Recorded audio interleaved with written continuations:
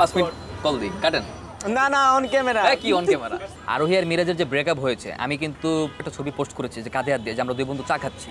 আপনি কি সেটা দেখেন নাই? সাকিব আরোহীর সাথে প্রেম করে এবং আমার ব্রেকআপের জন্য সাকিবই দায়ী। এটা কয়েকদিন আগে রিভিলও করা হয়েছে, তো এখন তো কোয়েশ্চেন করার কোনো ওয়েই নাই, এটা রিভিল করা হয়ে গেছে অলরেডি। দর্শক, সময় টেলিভিশনের বিনোদন আড্ডায় আপনাদের সবাইকে স্বাগত জানাচ্ছি। আমি তানভীর হাসান। আমার সঙ্গে আজ উপস্থিত আছেন প্র্যাঙ্কিংয়ের জনপ্রিয় অভিনেতা সাকিব সিদ্দিক। আজকে তার সঙ্গে আড্ডা দেবো, কথা বলবো।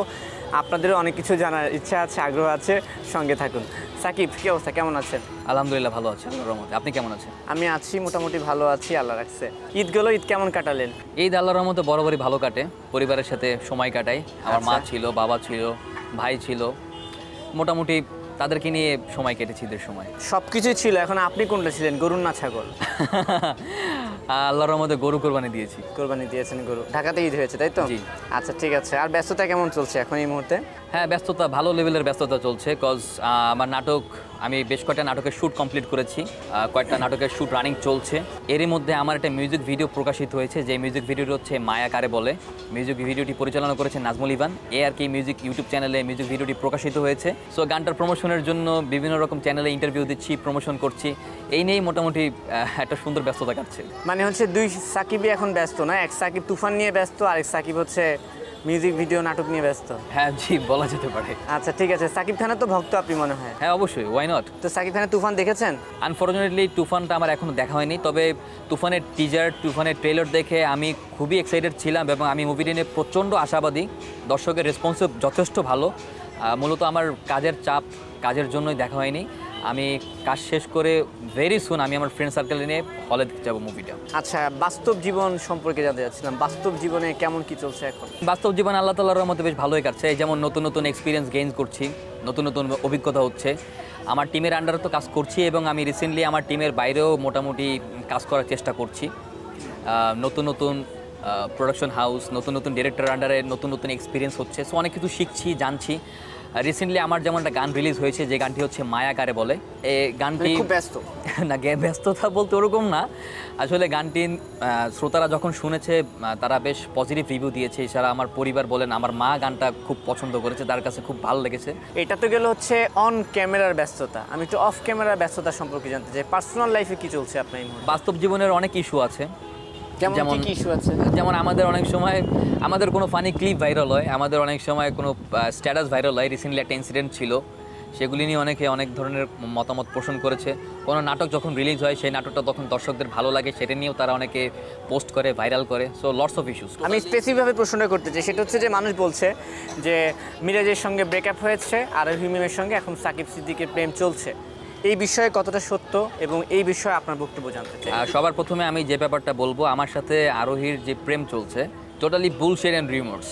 এটা রিউমার সেটআপ, একদমই গুজব, কোনো একদমই সম্পর্ক নাই। ইয়েস, একদমই নাই। আচ্ছা, সেকেন্ড যে কোশ্চেনটা করেছেন, ওদের ব্রেকআপ হয়েছে। দেখেন, আমি সবার প্রথমে কারো পার্সোনাল লাইফ নিয়ে জানি না, কারোর পার্সোনাল লাইফ নিয়ে কথাও বলতে চাই না। কেন বলতে চাই না? কারণ আমি কারো পার্সোনাল লাইফ নিয়ে কথা বলবো না এই কারণে, যাতে অন্য কেউ আমার পার্সোনাল লাইফ নিয়ে কথা না বলুক। কিন্তু মানুষ তো বলছে। হ্যাঁ, এখন মানুষ বলছে কেন? কজ এখানে একটা মিসআন্ডারস্ট্যান্ডিং হয়েছে। আরোহী আর মিরাজের যে ব্রেকআপ হয়েছে, আমি কিন্তু ওদের দুজনেরই টিমমেট। ব্রেকআপ হওয়ার আগের স্টেপটা হচ্ছে প্রেম। তারা দুজনের কি কখনো কেউ কি কোনো প্ল্যাটফর্ম, লাইভ বলেন, স্ট্যাটাস বলেন, বা এখানে আপনিও তো তাদের দুজনের একই সাথে ইন্টারভিউ নিয়েছেন, তারা কি কখনো আপনার কাছে অফ ক্যামেরা বা অন ক্যামেরা স্বীকার করেছে যে দে আর ইন রিলেশনশিপ? তারা সবসময় বলেছে, স্বীকার করেছে। তারা কখন বলেছে স্বীকার করেছে? স্বীকার করেছে। যদি অফ ক্যামেরায় বলি, সেটা আমার সঙ্গে কথা হয়েছে, যেহেতু সেটা প্রুফ নেই। ওকে ফাইন, ওটা আমি আউট অফ সিলেবাস ধরলাম। কিন্তু লাস্ট আমি যখন মিরাজের পার্সোনাল ইন্টারভিউ নিলাম, যখন গুজব রটলো যে মিরাজের সঙ্গে আরোহী মিমের ব্রেকআপ হয়েছে, তখন তো মিরাজ যে ইন্টারভিউ, আমি জানি না আপনি দেখেছেন কিনা, সেই ইন্টারভিউতে মিরাজ অনেকটা প্রকাশ্যে বলেছে যে রিলেশন ছিল, রিলেশন ভেঙেছে, এবং সেই রিলেশনের পিছনে সে নাম মুখে না ধরলো, অনেকটা ইনডাইরেক্টলি আপনার দিকেই তীর ছুঁড়ে মেরেছে। আচ্ছা, ইনডাইরেক্টলি আমার দিকে যে তীর ছুঁড়েছে, সেই ইন্টারভিউ তো আমিও দেখেছি। আমার কাছে তো এরকম কোনো কিছুই মনে নেই যে আমার দিকে ইনডাইরেক্টলি তীর ছুঁড়েছে। আমার নাম তো মেনশন করেন যে সাকিব আরোর সাথে প্রেম করে এবং আমার ব্রেকআপের জন্য সাকিবই দায়ী, এরকম তো কোনো কিছুই বলে নাই। সো আমি যখন আমার নামটা এক্স্যাক্টলি 100% ওইভাবে নাম মেনশন না করা হবে, ততক্ষণ পর্যন্ত আমি কোনো কমেন্ট করতে পারছি না। আর আমি যেহেতু একই টিমের আন্ডারে কাজ করি, Miraj is very good friend of mine. Miraj আমার খুবই ভালো বন্ধু, আরোহী আমার খুবই ভালো বন্ধু। তাদের দুজনের কারো কাছ থেকে আমি কখনো এরকম কোনো আশা, মানে কথাবার্তা বা এরকম কোনো লক্ষণ দেখি নাই যে দে আর ইন রিলেশনশিপ। আপনি বলছেন সম্পর্ক নেই, কিন্তু আমরা সোশ্যাল মিডিয়াতে অনেক কিছু দেখি যে আরোহী মিমের কিছু স্ট্যাটাস ভাইরাল হচ্ছে, মিরাজের কিছু স্ট্যাটাস ভাইরাল হচ্ছে, উভয় পক্ষকে ব্লেম করে কিছু পোস্ট দিচ্ছে, স্টোরি দিচ্ছে, তাহলে সেগুলোর রহস্যটা কি? I don't know about that because প্রত্যেকটা মানুষের পার্সোনাল লাইফ থাকে, পার্সোনাল লাইফের পার্সোনাল ইস্যু।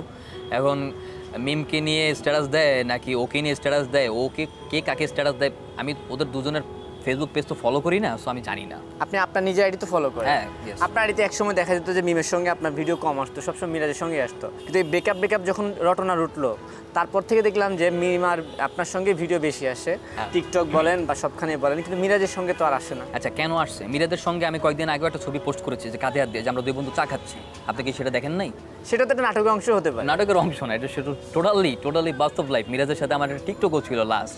আপনি যদি বলেন কালকে আমি মিরাজের কিন্তু সাথে টিকটকে- আমি বলতেছি- মিরাজ আমার ফ্রেন্ড, হ্যাঁ। আপনি যদি বলেন কালকে ওর সাথে আমার ছবি তোলা হবে, কালকে ওর সাথে আমি টিকটক করবো, ভিডিও করবো, কোনো না, সমস্যা আমি নেই। তো মিরাজ প্রসঙ্গে প্রশ্নটা করিনি, আমি প্রশ্নটা করেছি আরোহী মিম প্রসঙ্গে। আচ্ছা, হ্যাঁ, ওর সাথে কাজ করার থ্রুতে অনেক সময় দেখা যায় যে প্রমোশনাল কাজ তো আপনারা আগেও করতেন। হ্যাঁ, কাজ আগে এখনো করছেন। আগে এত ভিডিও আসতো না, এখন আসছে। আগে খুবই রিয়েরলি কাজ হয়েছে, সত্যি কথা, বছরে একটা কাজ হয়েছে এরকম। এখন হয়তো ঘন ঘন আমাদের টিম হয়তো একটা সিদ্ধান্ত নিয়েছে যে আমাদের যে আগে জুটি ছিল, আমাদের কিছু স্পেসিফিক জুটি ছিল, যেমন ওর সাথে ওর সাথে। এখন আমাদের ভেরিয়েশনের জন্য আমাদের টিম এখন একটা ডিসিশন নিয়েছে যে সবাই সবার সাথে খুব স্মুথলি কাজ করতে পারবে। ঠিক আছে, এখন একটা গড়পরতা যে ব্যাপারটা, একঘেয়েমি ব্যাপারটা দূর করার জন্য সো এখন সবাই সবার সাথে কাজ করছে। সো কাজ করার থ্রুতে কিছু প্রমোশনাল স্ট্র্যাটেজি ফলো করা হয়। টিকটকের কিছু প্রমোশন আছে, প্রমোশনাল ভিডিওস। সো এইসব কারণে হয়তো ভিডিও মেক করা হয়েছে, দ্যাটস ইট, নাথিং এলস। তাহলে আপনি একটা কাজ করেন, আপনি একদম সরল স্বীকারোক্তি ক্যামেরার দিকে তাকিয়ে দর্শকদেরকে একদম ক্লিয়ার করে দেন যে আপনার সঙ্গে মিমের কোনো রিলেশন কখনোই ছিল না, নাই, আদৌ নেই, ভবিষ্যতে হওয়ার সম্ভাবনা নেই। না, ভবিষ্যৎ শুধুমাত্র আল্লাহ জানে, কারণ ভবিষ্যতের কথা কেউই বলতে পারে না। ভবিষ্যতে ওইভাবে বলা যায় না, তবে হওয়ার সম্ভাবনা খুবই কম, না বললেই চলে। মানে 99% নাই, 1% আছে। ওরকমই। আরোহীর সাথে আমার আসলেই কোনো সম্পর্ক নেই। আরোহী আমার বলতে পারেন ভালো ফ্রেন্ড, ভালো বন্ধুদের মধ্যে একজন, cause she is very friendly and সত্যি খুবই কোঅপারেটিভ। ও অনেক সাপোর্টিভ আর্টিস্ট, যার সাথে কাজ করে আমি মোটামুটি কমফোর্ট ফিল করি। This is why I always prefer her. So ওর সাথে আমার শুধুমাত্র বন্ধুত্বের খাতিরে জাস্ট এতটুকুই। হয়তো আমাদের অন স্ক্রিন কেমিস্ট্রি এতটাই বাস্তব লাগে, এতটাই রিয়েলিস্টিক লাগে, যার কারণে আপনারা ধরেই নেন যে maybe we are dating, maybe we are in couple in real life. আসলে এরকম কোনো কিছুই না। আচ্ছা, আপনাদের ফেসবুক পেজ আইডি তো আমার ফলো করা হয়, আপনারা আমার যুক্ত আছেন। মানে আমি এখন দেখি যে মিরাজ একা একা ঘুরে, খুব বিষণ্ণতায় ভুগে, তারপরে অনেক জায়গায় ঘুরতে যায়, কিছু ক্যাপশন আমার কাছে একটু অন্যরকম মনে হয়। আপনি তো তার ফ্রেন্ড, ভালো বন্ধু বলছিলেন, আপনার কাছে কি দেখে খারাপ লাগে না বিষয়গুলো? দেখেন, আমি সবার প্রথমে একটা কথা কখনো কি বলি। জিজ্ঞেস করেছেন তুমি কেন এত বিষণ্ণতায় আছো? না, আমি এরকম কখনো জিজ্ঞাসা করিনি, কজ আমি একটা জিনিস বলি, দেখেন, ওরা আমার ভালো বন্ধু ইন মিডিয়াতে আমার ভালো বন্ধু, কিন্তু মিডিয়ার বাইরে আমার যারা ফ্রেন্ড আছে, আমার বেস্ট ফ্রেন্ড আছে, আমি সবসময় তাদের সাথেই চলাফেরা করি। আর আমি বাস্তব লাইফে খুবই রিজার্ভ একজন পার্সন, কজ আমি চাই না আমার সম্পর্কে কেউ জানুক, আমিও কারোর সম্পর্কে জানতে চাই না। Everybody has their own space, প্রত্যেকের আলাদা আলাদা স্পেস আছে, তাদের প্রত্যেকেরই একটা সিক্রেট ব্যাপার স্যাপার থাকতেই পারে, তাদের পার্সোনাল ইস্যুস থাকতেই পারে। সো এই ব্যাপারটা আমি একটা ওই ব্যাপারটাতে নিয়ে ইন্টারাপ্ট করি না, যে একটা ব্যাপার স্যাপার থাকতেই পারে, তার মন খারাপ থাকতে পারে, তার আজকে মন খারাপ, তো পরশু দিন মন ভালো, তো তরশু আবার মন খারাপ, তো তারপর দিন মন ভালো থাকতেই পারে। So everybody has issues. আমারও তো মন খারাপ থাকে, আমার মন খারাপ থাকতেই পারে। আমি তার জন্য এই না যে আমি মন খারাপ থাকলে দূরে টিকটক করবো। আমার মন খারাপ থাকলে আমি ফেসবুকে স্ট্যাটাস দেবো যে আজকে আমার মন খারাপ, আজকে আমার ভালো লাগতেছে না, আজকে আকাশে তো মেঘলা, তোমার কথা মনে পড়ে, এগুলো তো আমি লিখবো না। আকাশে মেঘ করেছে, বলুন তো বাংলাদেশে কয়টা ঋতু? বাংলাদেশের 6টা ঋতু। বলেন তো কি কি? গ্রীষ্ম, বর্ষা, শরৎ, হেমন্ত, শীত, বসন্ত। এই 6টা ঋতুর মধ্যে কোন ঋতুটা আপনার খুব পছন্দ? শীত। শীতকাল।